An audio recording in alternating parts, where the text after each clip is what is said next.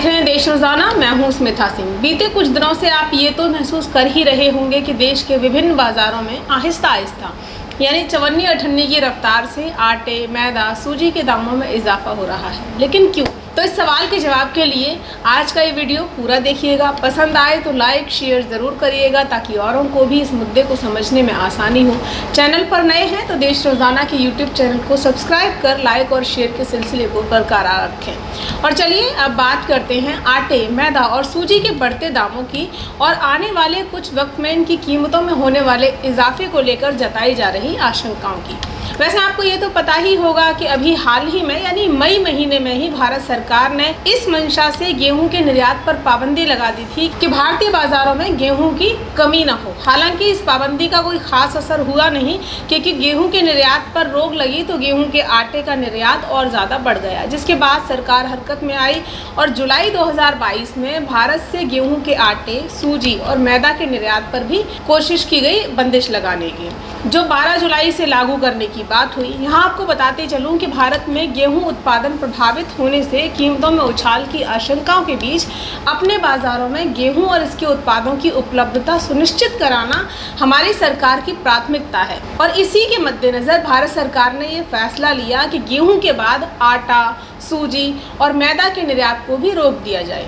अभी 27 अगस्त को ही आटे के निर्यात पर पूरी तरह प्रतिबंध लगाने का फैसला लिया गया। आर्थिक मामलों की मंत्रिमंडलीय समिति ने एक बैठक की जिसमें ये निर्णय हुआ कि अब इन सब चीज़ों को भी पूरी तरह प्रतिबंधित कर दिया जाए, बैन कर दिया जाए इनके एक्सपोर्ट को। दरअसल रूस पर यूक्रेन के आक्रमण के बाद वैश्विक गेहूं की कीमतें दोगुनी हो चुकी हैं। ऐसा इसलिए हुआ क्योंकि दुनिया भर में रूस और यूक्रेन ही गेहूं के सबसे बड़े एक्सपोर्टर कंट्रीज हैं, जो विश्व की 1/4 आपूर्ति करते हैं। हालांकि दुनिया में सबसे ज़्यादा गेहूं उत्पादन करने वाला नंबर 1 देश चीन है, उसके बाद दूसरे नंबर पर हमारा भारत है।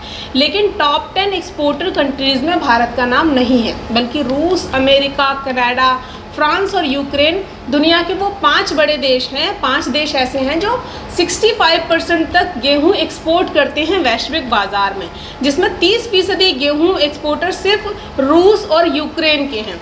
मतलब रूस और यूक्रेन वो 2 देश हैं जो 30% तक वैश्विक बाजार में गेहूं का एक्सपोर्ट करते हैं।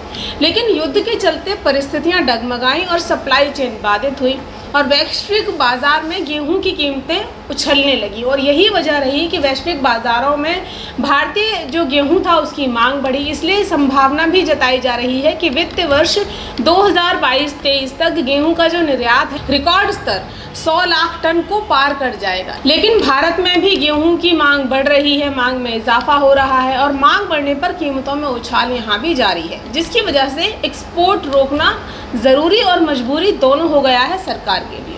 कमोडिटी मार्केट में गेहूं के बढ़ते दामों की रफ्तार को रोकने के लिए सरकार ने प्रतिबंध लगाने का फैसला लिया। इससे पहले भी गेहूं और आटे, सूजी, मैदा की कीमतों के इजाफे को कंट्रोल करने के लिए सरकार ने कई बड़े फैसले लिए हैं। वैसे इसी साल के शुरुआती महीनों की बात करें तो अप्रैल 2022 में ही, जैसा अभी मैंने पहले भी बताया, कि केंद्रीय मंत्री पीयूष गोयल ने एक ट्वीट करके संभावना भी जताई थी और खुशी जाहिर की थी कि वित्त वर्ष 2022-23 में गेहूं के निर्यात में हम रिकॉर्ड बना देंगे, जो कि 100 लाख टन के आंकड़े को पार कर जाएगा। यानी हम 3-4 महीने पहले अच्छी मात्रा में गेहूं का एक्सपोर्ट कर रहे थे। मार्च महीने तक की भी बात करें तो मार्च तक हमने 70 लाख टन गेहूं का निर्यात किया था, जिसका प्रतिशत निकालें तो बीते साल की तुलना में ये प्रतिशत था करीब 215%। यानी 215% बीते साल की तुलना में इस बार हमने ज़्यादा एक्सपोर्ट किया। लेकिन इन्हीं महीनों में देश में गेहूं, आटा, सूजी, मैदा की इतनी किल्लत हो गई कि न सिर्फ दाम बढ़े बल्कि सरकार को सख्ती से इनके एक्सपोर्ट को पाबंद भी करना पड़ रहा है। अब जो सरकार धड़ाधड़ वैश्विक बाजार में गेहूं की बढ़ती कीमतों का लाभ अपने देश से गेहूं निर्यात करके उठा रही थी, अचानक से मई महीने में उसे निर्यात पर रोक लगानी पड़ी। क्यों? तो ऐसा इसलिए क्योंकि देश में गेहूं का स्टॉक 14 साल के सबसे निचले स्तर पर अगस्त में पहुंच चुका है, जिसका खुलासा हुआ लाइव मिंट की एक रिपोर्ट में।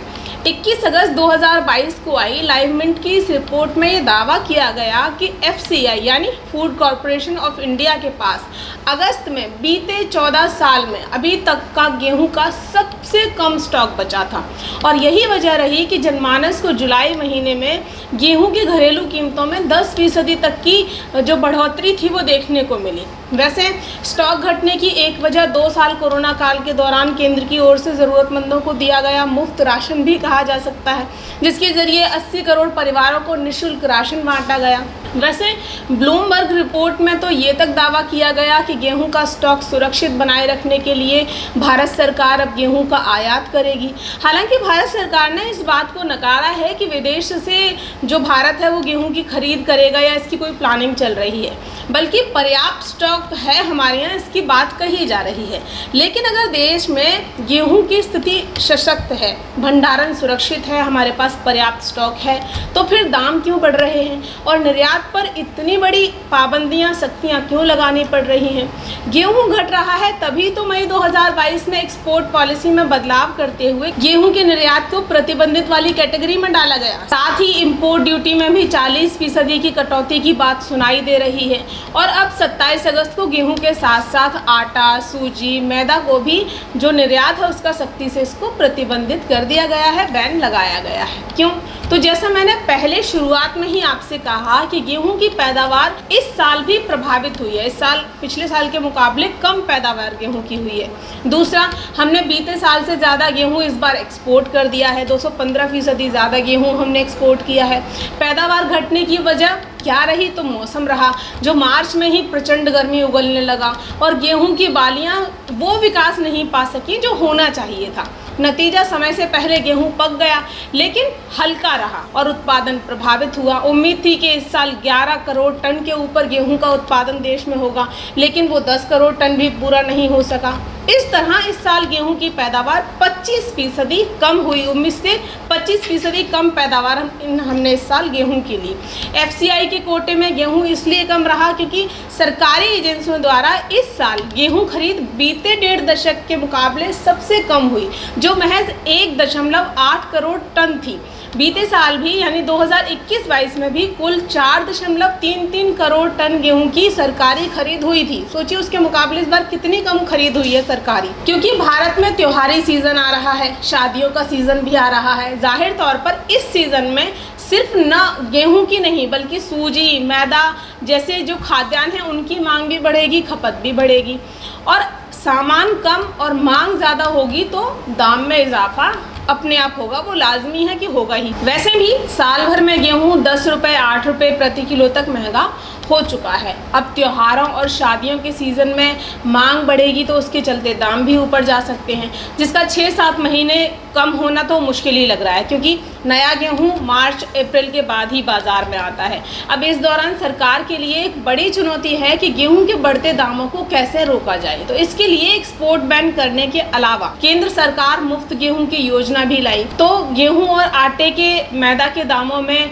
इजाफा या दामों का यही ठहरना काफ़ी हद तक इस पर भी निर्भर करेगा। हाँ, फिलहाल की स्थिति तो यही है कि दामों के बढ़ने की संभावना ज़्यादा है, घटने की कम है, जिसके लिए हमें 6-7 महीने और इंतज़ार करना पड़ सकता है।